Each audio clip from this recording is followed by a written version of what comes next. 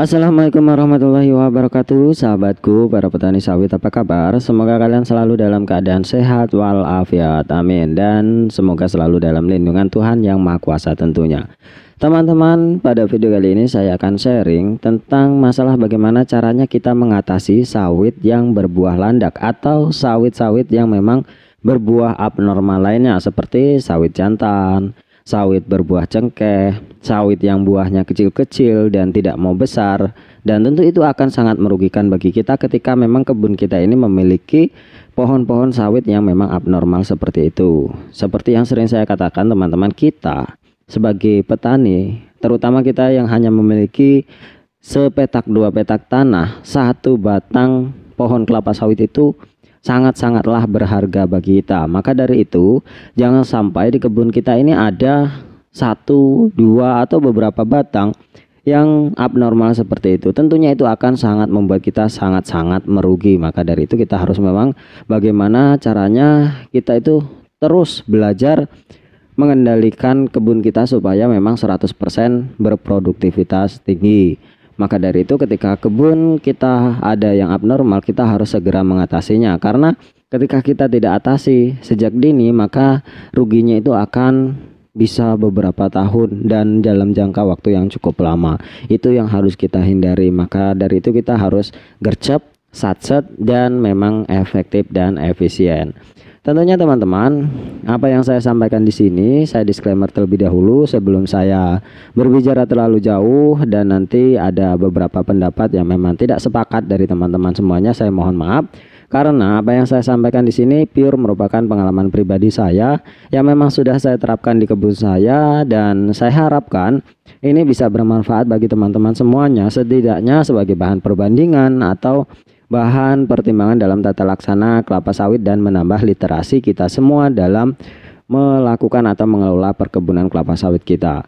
Nah, teman-teman, seperti apa yang sudah saya katakan tadi, bahwa satu batang pohon sawit itu memang benar-benar sangat-sangat berarti bagi kita, terutama ya tadi kita yang hanya memiliki setengah hektar atau 1 hektar. Kalau hilang satu pohon, tentu itu akan membuat penghasilan kita juga akan berkurang banyak. Maka dari itu, kalau bisa 1 hektar kebun yang kita miliki, atau 10 hektar lah kira-kira punya teman-teman semuanya, atau 100 hektar, itu kalau bisa semuanya berproduksi dengan maksimal. Jangan sampai ada satu batang pun yang abnormal, dan itu tentu akan sangat merugikan bagi kita. Lalu anggapan orang yang mengatakan bahwa dalam satu hamparan itu harus ada satu batang jantannya.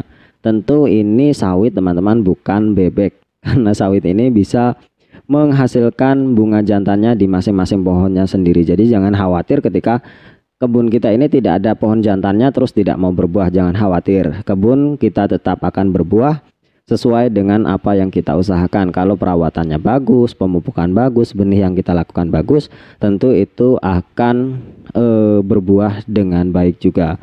Karena kelapa sawit ini adalah tumbuhan monokotil yang bisa menyerbukan dirinya sendiri. Jadi jangan khawatir, teman-teman. Kalau bisa, kalau kita punya 143 batang, ya 143 batangnya itu berbuah semua.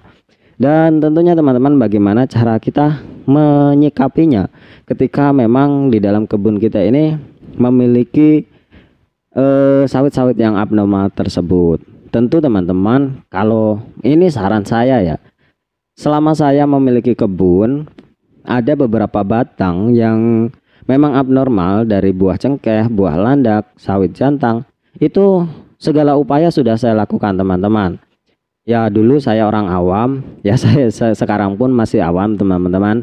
Jadi pada waktu itu karena saya sangat jengkel sekali, ada sawit yang memang batangnya cukup besar sekali, melebihi kecepatannya itu dari teman-teman yang lainnya, dan berbuah dulu sekali.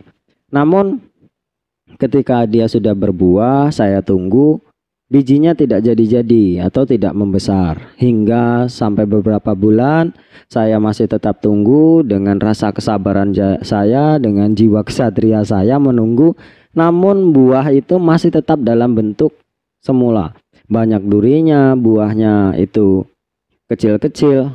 Kemudian saya pun mendiagnosa bahwa itu adalah sawit landak sesuai dengan pengetahuan saya yang mencari literasi di YouTube, mencari literasi di Google dan lain sebagainya, atau bertanya dengan orang-orang yang memang teman-teman saya yang bekerja di perusahaan bahwa mengatakan itu adalah jenis sawit buah landak. Kemudian saya pun ya seperti orang-orang yang belum pernah berkebun kelapa sawit tentunya sangat sayang sekali dengan batang tersebut karena batangnya subur, terus batangnya besar, pelepahnya bagus, buahnya itu rapat, semua pelepah itu ada isinya, dan janjangannya pun waktu pertama muncul ya tampak besar, dan harapan saya bahwa itu nanti akan berbuah cukup besar. Dan saya pun tidak mungkin akan langsung menumbangkannya teman-teman, karena memang dari literasi-literasi yang saya baca bahwa buah landak itu bisa diperbaiki.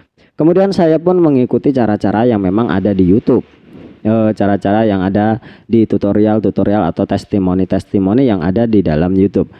Ada yang mengatakan bahwa harus dibakar semuanya.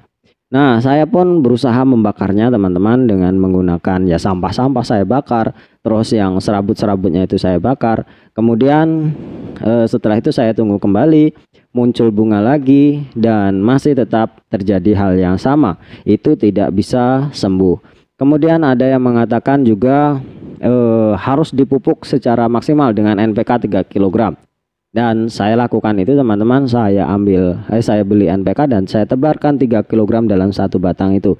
Apa yang terjadi? Daunnya tambah subur, batangnya tambah besar, namun buahnya masih tetap sama. Hingga akhirnya saya pruning juga pernah, di pruning sampai habis masih tetap sama. Hingga akhirnya 1 tahun itu telah berlalu, sampai 2 periode pembuahan sudah saya kastrasi semuanya, sudah habis. Kemudian timbul lagi buah yang baru, itu masih tetap sama. Hingga akhirnya saya putuskan untuk mengganti batang tersebut yang saya rasa sangat-sangat sayang sekali karena memang batangnya cukup besar. Akhirnya dengan keteguhan hati saya, dengan kebanggaan yang ada di diri saya, akhirnya saya tumbangkan dan saya ganti yang baru. Nah, dari pengalaman ini teman-teman, menurut hemat saya secara sederhana bahwa penyakit sawit yang memang berasal dari genetik itu akan sulit untuk disembuhkan, dan ketika memang nantinya bisa sembuh, maka ada potensi yang lebih besar lagi untuk kembali lagi ke semula. Maka dari itu teman-teman, ya saran saya selalu gunakan benih yang baik. Dan memang ketika ada permasalahan seperti sawit abnormal, kalau menurut hemat saya boleh dilakukan atau tidak teman-teman.